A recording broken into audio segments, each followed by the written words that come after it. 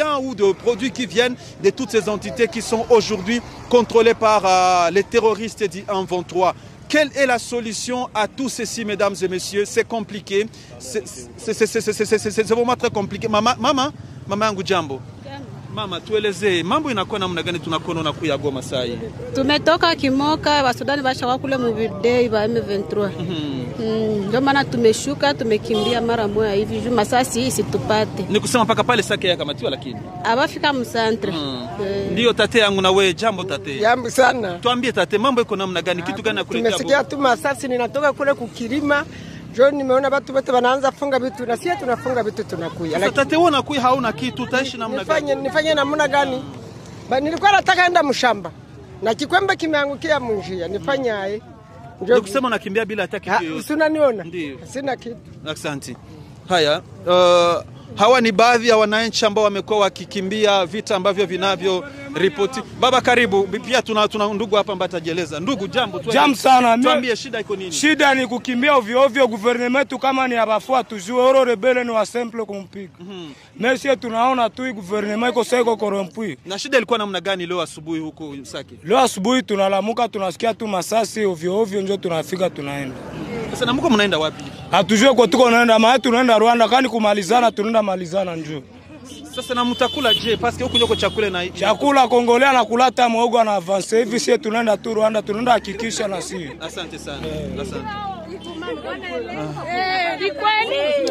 Donc voilà, très chers téléspectateurs, très chers téléspectateurs. Baba karibu, sijui kama na una neno tutueleze. Wewe kwa Mkongomani una shida ambayo haiendeki, baba tueleze. Tunaona wewe pia una roho yako haifurahi. Tuambie kwa nini roho yako? Ona papa, mimi roho yangu haifurahi juu ya nini? Tulivote president, akatuambia kama tumalizia vita. Sasa leo tumalizie vita inakuwa sasa vile ondireni kututezesha. Ndio anatucheza sasa vile ondireni watoto wa soda wako nakimbia sasa vile bapeti kukimbia vita. Basi utasema vita tuko na wasoda. Kama mimi hatuna wasoda wako nakimbia sasa vile watoto. Mais tumeona helicopters zinapanda. Zimefanya nini basi zimefanya nini? Ora avions zinaenda za miji wa airport. Zinafanya kwa focus gani? Hazifai kazi.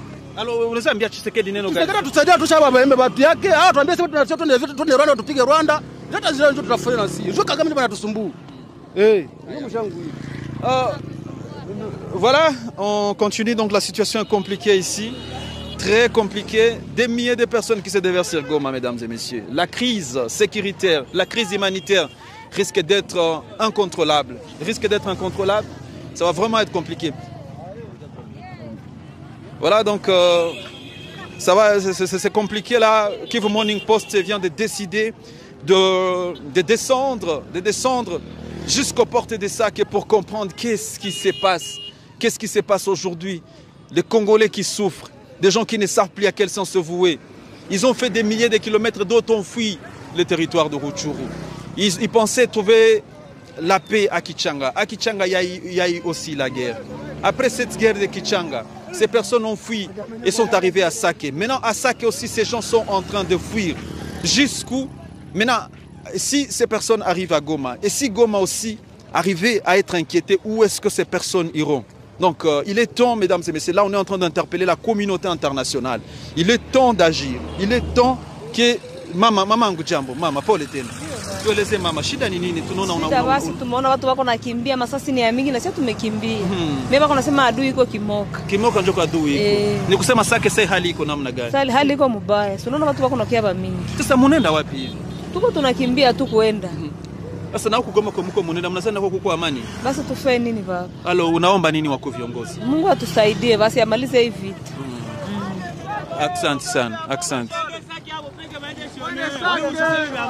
Sawa kaka. Asante. Sawa kaka, asante sana. Asante sana. Hawa ni baadhi, ce sont les personnes qui fuient et qui estiment qu'il faut vraiment aller jusqu'à Sake pour revivre ce qu'ils sont en train de vivre, pour comprendre ces difficultés traversées.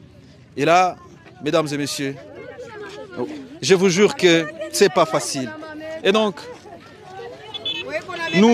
vous avez suivi, vous êtes en train de voir, on ne préfère pas faire trop de commentaires. Il est temps que le monde puisse agir. Ce qui se passe dans l'Est de la République démocratique du Congo est insupportable. C'est ainsi que s'achève, mesdames et messieurs, ce programme. Nous allons continuer à suivre en temps réel la situation à Sake pour vous mettre au parfum. À très bientôt sur Kivu Morning Post.